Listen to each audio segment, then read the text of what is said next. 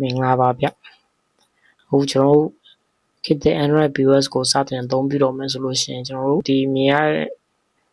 screen ကတော့ POS screen ဖြစ်ပြီးတော့လက်ရှိကတော့ product တွေတစ်ခုမှမထည့်ရသေးတဲ့အတွက်ဒီဖြူအောင် screen ပဲရှိနေရပါတော့တကယ်လို့ product တွေထည့်ပြီးသွားပြီဆိုလို့ရှိရင်တော့ဒီမှာ product တွေမြင်ရမှာဖြစ်ပါတယ်ဒီနောက် POS ဘေးနာ menu လေးကကြတော့ဒါကျွန်တော်တို့ admin panel လို့လည်းခေါ်လို့ရတယ်ဒီ setting တွေနဲ့ဆိုင်တဲ့ admin နဲ့ဆိုင်တဲ့လုပ်ဆောင်ချက်တွေကိုဒီကနေတစ်ဆင့်လုပ်အောင်မှာဖြစ်ပါတယ်ကျွန်တော်တို့ဒီမှာ report ရှိမယ် expand ရှိမယ် transition history ရှိမယ် return history ရှိမယ် stock balance ရှိမယ် product တွေရှိမယ် stock in လုပ်လို့ရတာရှိမယ် stock exception stock ညှိဖို့အတွက်ဒီ stock damage တွေဖြစ်တာတွေအတွက်လုပ်လို့ရတာရှိမယ် price history price chain တွေ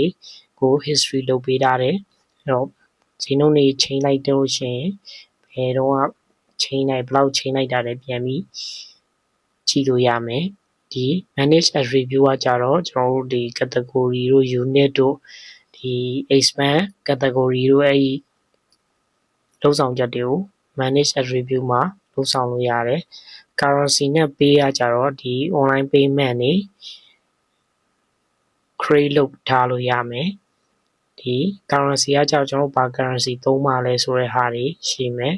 ပြီးရင် data management ကကြတော့ backup လုပ်တာ restore လုပ်တာ import လုပ်တာ export လုပ်တာအဲ့ဒီနဲ့ဟာနဲ့ data နဲ့ဆိုင်တဲ့ဒီကျွန်တော်တို့နှစ်တွေကြာလာရင် archive လုပ်ပြီးတော့ data တွေဖြတ်ချတာအဲ့ဒီဟာအကုန်လုံး data management ထဲမှာရှိမယ်ပြီးရင်တော့ဒီ POS ကိုသုံးဖို့အတွက် setting ဖွင့်ပိတ်တွေကဒီထဲမှာရှိမယ်ဆိုတော့ကျွန်တော်ပထမဆုံး short detail ပြီးသွားလို့ရှိရင်ဒီမှာ printer setting ရှိမယ် server client ဆိုတာရှိမယ် printer setting မှာကျွန်တော်တို့ print နဲ့ပတ်သက်တဲ့ setting တွေလုပ်လို့ရမယ် client server ကကြတော့ server client ကကြတော့ကျွန်တော်တို့ဒီတစ်လုံးထပ်ပို့ပြီးသုံးကျင်တယ်ဆိုလို့ရှိရင်အဲဒီ mode ကဖွင့်ပြီးသုံးလို့ရတယ် language ကမြန်မာနဲ့ English လက်ရှိရမယ်ပေါ့နော်ပြီးတော့ဒီမှာ enable product service က product sales ကကြတော့ကျွန်တော်တို့ဒီ POS ကိုဖွင့်ထားတာလို့ပြောချင်တာကျွန်တော်တို့ဒီမှာ POS ရှိမယ် service တွေရှိမယ် service ကဝန်ဆောင်မှုလုပ်ငန်းဥမှာaircon service အလားပြင် beauty salon ပြီးလို့ရှိရင်စပင်ညှက်တာအဲ့လိုမျိုး service တွေဆိုင်ငယ်ပြင်တာကားပြင်တာပေါ့နော်အဲ့လို workshop လေးတွေအတွက်လည်းတရားသုံးလို့ရမယ်ပြောရလို့ရှိရင်ဒီစေကန်အသေးလေးတွေနဲ့ဆိုလို့ရှိရင်လည်း site ဒီ service ကိုဖွင့်ပြီးတော့ဆရာဝန်တွေservice ကတွေဘာညာယူလို့ရမယ်ပြီးသွားရင်ဒီစေးရောက်မယ်ဆိုလို့ရှိရင်တော့ product sales ကိုဖွင့်ထားလို့ရှိရင်ဒီနှစ်ခုလုံးတွဲသုံးလိုက်လို့ရှိရင်စေကန်အတွက်လည်းသုံးလို့ရတယ်ဒါဒီစေကန်အတွက်ဆိုလို့ရှိရင်တော့ဒီဆရာဝန်ပေးရ incentive ဘာညာတော့တဲ့အဲ့လိုမျိုးဟိုအကြီးတွေတော့ဒီတော့မပါဘူးပေါ့နော်အဓိကတော့ဒီစရင်းလုပ်လို့ရမှာပေါ့ incentive တွေပါညာတွေဆိုလို့ရှိရင်တော့ကျွန်တော်လုပ်ကျင်လို့ရှိရင်တော့ဆရာဝန်တွေကို step အနေနဲ့ထားပြီးလုပ်လို့ရှိရင်တော့ရပါတယ်ခင်ဗျ enable delivery ကကျွန်တော်တို့ဒီ online shop တွေဒါမှမဟုတ်ကိုက delivery တွေလုပ်ပြဆိုလို့ရှိရင်ဖွင့်ပြီးသုံးလို့ရမယ် wholesale mode ကတကယ်လို့ကိုကလက်လီလက်ကရောင်းနေဆိုလို့ရှိရင် wholesale mode ကိုဖွင့်ပြီးသုံးလို့ရမယ်ဒါ return button ကလည်းဒီ sales return ပေါ့နော်ဒါ sales return ကဒီအရောင်းတွေဒီပြန်ပေးမယ်ဥပမာဆိုလို့ရှိရင်ဒီကိုဆိုင်ကရောင်းလိုက်တယ်ဟောဒီလိုပြန်လဲဖို့ဘာညာခွင့်ပြုတယ်ဆိုလို့ရှိရင်ဒီဟာကိုဖွင့်သုံးလို့ရတယ် customer service enable customer system တကယ်လို့ကိုကဒီ wholesale တွေပါရောင်းနေနောက်တစ်ခုကကြတော့ customer အတွက်ကိုဆိုင်မှာဒီအကျွေးတွေရောင်းနေဒါမှမဟုတ်လို့ရှိရင် customer ကို ဒီဆွဲဆောင်မှုအတွက် points တွေလောက်တာပေးတယ် promotion တွေပေးမယ်ဆိုလို့ရှိရင် customer ကိုဖွင့်သုံးလို့ရတယ် customer အောက်မှာလည်းသူနဲ့သက်ဆိုင်တဲ့ဒီအကျွေးစရင်အကျွေးစနစ်ပြီးတော့ဒီ point စနစ်တွေကိုကိုနှစ်သက်သလိုဖွင့်သုံးလို့ရတယ်ပေါ့နော်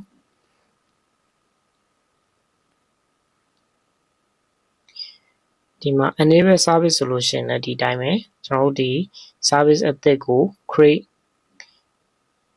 လုပ်မလားမလုပ်ဘူးလားဆိုတာကိုပေးလို့ရတယ်ကျွန်တော်တို့ခဏဒီ setting တွေကိုရှင်းပြတာဖြစ်တဲ့အတွက်ဒါလေးတွေခဏပိတ်ဒါပြီးတော့ setting အကြောင်းကိုပဲအရင်ရှင်းပြမယ်ပေါ့နော်ဒီ enable step ကကြတော့ကျွန်တော်တို့ဒီ service တွေသုံးတယ် step တွေဒီဝန်ထမ်းတွေကို commission တွေပေးမယ်အဲ့လိုမျိုး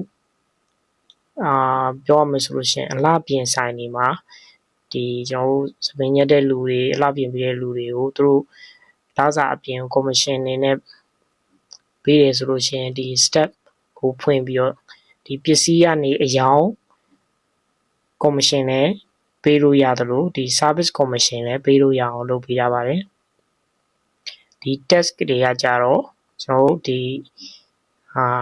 ဆိုင်တွေမှာ test